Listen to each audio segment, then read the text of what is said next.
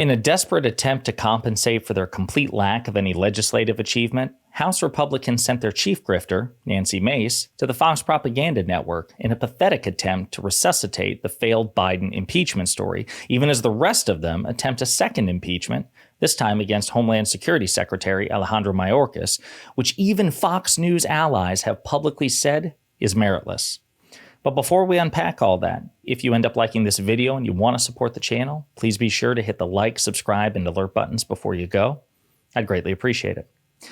All right, friends, we have a couple of clips to play in this video, but I do want to set the stage. The failed, pathetic, baseless attempt to impeach President Biden was basically the flagship enterprise of the House Republican Conference throughout all of 2023. It's all they worked on. It's one of the reasons, perhaps the single biggest reason, why this iteration of Congress is historically unproductive, second only to the Congress during the beginning of the Great Depression, right? Even Senate Republicans, for the most part, have their act together relative to House Republicans. This particular batch of Republicans, it's just, they suck. They are uniquely bad at governing. And yet they still have the impeachment effort against President Biden on the back burner. They haven't shut it down. They haven't taken it off. They've set it on the back burner and set it on simmer, right? And the reason is because they haven't really made any headway. As a matter of fact, though, they have recently deposed other witnesses. They're just not making a big to-do about it because they know they've taken L after L after L, failure after failure after failure. This is no different, and it's relevant to the clip I'm about to show you. So House Republicans deposed Rob Walker, a close associate and friend of Hunter Biden. And this is what he says in his written statement before they deposed him. In business, the opportunities that we, he means he and Hunter, pursued together were valid, varied, well-funded, and well within the bounds of legitimate business activities. To be clear, President Biden, while in office or as a private citizen, was never involved in any of the business activities we, Hunter and he, pursued. Any statement to the contrary is simply false. Hunter made sure there was always a clear boundary between any business and his father, always. And as his partner, I always understood and respected that boundary. This is the latest star witness for the House Republican Conference. Utterly pathetic. And that is the context for this particular exchange between Nancy Mace and Maria Bartiromo. Well, I mean, look, your colleagues on the Democrat side are also saying he said it, Rob Walker said it, and, you know, that's what they're going with. So you say he's lying. Do you have any evidence? Well, what I'm saying is everyone that's denied Joe Biden's involvement is absolutely lying, because we know that Joe Biden has taken meetings, had dinners, been on phone calls. There's no way in anyone's right mind who's logical or reasonable that Joe Biden was absolutely not involved. We know by Hunter Biden's emails that the big guy was his father. So number one, we don't know that. But number two, notice the claim. They say, OK, Rob Walker gave sworn deposition, but he must be lying. He just must be. And Maria Bartiromo says, OK, what's your evidence? Well, he's just got to be, right? I mean, like, he gave a statement under oath and he explicitly and unequivocally and unambiguously rejected our claims. But he has to be lying because, like, Joe Biden was on the phone with people, right?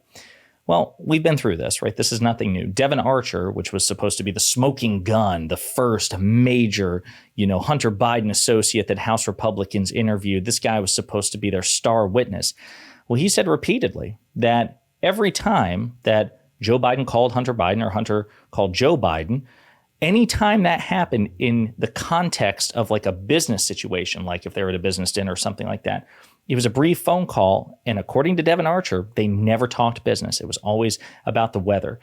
And with the phone call with Jonathan Lee, do you recall what was said while VP Biden, was on the call? Yeah.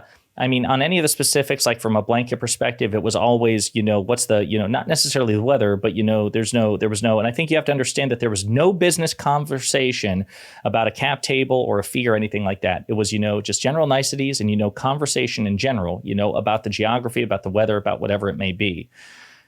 So there you go. He says it again. To your knowledge, none of the times that you would ever overhear Vice President Biden calling Hunter was with the purpose of discussing business with him. Devin Archer says it was, not related to commercial business, politics, that kind of stuff. And he actually goes on and on and on in vivid detail. And we talked about it in vivid detail. I've shown you the transcript. But all of the facts, all of the witnesses that they've called, they've sought these people out. They've sought their deposition. They put them under oath. They've deposed them. they have no smoking gun. She just feels like, oh, come on, they had to have been talking about business, right? And that's the basis by which she wants to impeach the sitting president of the United States. Pathetic. But it's Nancy Mace, which means, of course, there's more pathetic where that came from, and it gets worse. I mean, this is the biggest scandal anybody has ever seen in terms of political scandal, that and the Russia collusion lie, I would say. Do you think this is going to take down President Biden? I hope that it does. And even Adam Schiff is still talking about the Russia collusion as if it was real, and it's not. But everything, you look at Joe Biden, he's going to go down as the most corrupt and most weak president in U.S. history. And look. It says something about this very corrupt, weak president. You guys can't produce any material evidence, and you have yet to bring an actual impeachment vote against him because the case is so weak, and he's so weak and corrupt, and yet he's able to beat you. What does that say about you all? I mean, again, utterly pathetic. And the fact that she's a Trump supporter, Nancy Mace publicly endorsed Donald Trump, even though he reportedly despises her. What about that level of weakness? What about Donald Trump's level of corruption, right? Just pure projection, more projection than a movie theater from House Republicans. But they also mentioned Russian collusion. Now, I didn't start this channel during the quote unquote Russiagate era, right? That was before my time in terms of content creation. But Adam Schiff is actually running for a Senate seat in California. And he's on the debate stage. And this actually came up just a couple of days ago during one of his debates. And he really nails the point home that Russian collusion, as Nancy Mace and Maria Bartiromo deride it, is actually not a hoax, as he points out here. The evidence is pretty clear. Donald Trump's campaign chairman, Paul Manafort, was secretly meeting with an agent of Russian intelligence, giving Russian intelligence internal campaign polling data, while that same unit of Russian intelligence was helping the Trump campaign through a hacking and dumping operation, through through a social media troll farm in St. Petersburg. So, yes, that's collusion. And what's more, the Russians reached out to Donald Trump's son, Don Jr., and offered what they said was dirt on Hillary Clinton as part of the Russian government's effort to help the Trump campaign. And what was the Trump campaign's answer? It was, if it is what you say it is, we would love it, preferably in late summer, which is when the Russians started dumping the stolen emails. So you're darn right, there's evidence of collusion, but it's So there you go. I mean, again, it's one of those things that you repeat a meme enough when people say, oh, the Russia hoax, the Russia collusion hoax, and people tend to walk away from it, especially because it's been several years and Donald Trump's done, a litany, a number of horrible things and has promised to do a number of horrible things since then. So you just kind of leave it behind. But let's be very clear. Even though Robert Mueller and the Mueller investigation was never able to prove that Donald Trump himself was involved in any conspiracy to engage with Russia, that is absolutely true. There was plenty of evidence, as Adam Schiff points out, of inappropriate, unethical, illegal contacts between the Trump campaign, the Trump administration, and the Russian state government, right? And we know, both in the 2016 election and in the 2020 election, that Russia did indeed attempt to interfere to swing the outcome in favor of Donald Trump. That's simply the case. So again, when people say, oh, the Russia collusion hoax, it really wasn't a hoax. So with that in mind, let's turn it back to impeachment, because the polling is just becoming damning for the Republican Party, even in a wildly friendly media ecosystem for the GOP. And as we talked about, the media ecosystem, even in the mainstream media, is not particularly helpful to President Biden, to Democrats, and to the left in general. So pluralities oppose the impeachment inquiry, and even a greater share oppose the impeachment of President Biden. So 40% support, 47% oppose. This is the impeachment inquiry. So more people than not oppose the impeachment inquiry. And then when you take it to a full impeachment, okay, forget the inquiry. What about actually impeaching the president? Only 38% support and 53% oppose. Okay, so the polling is not on their side, but it goes beyond that. Still, so pluralities of independents and Americans overall say that the GOP's investigations are political stunts rather than serious efforts to get to the bottom of wrongdoing. So 45% say that political stunts are aimed at damaging the Biden administration, whereas only 33% say that they're serious efforts to get to the bottom of wrongdoing. Again, most Americans, or at least more Americans than not, recognize this for what it is.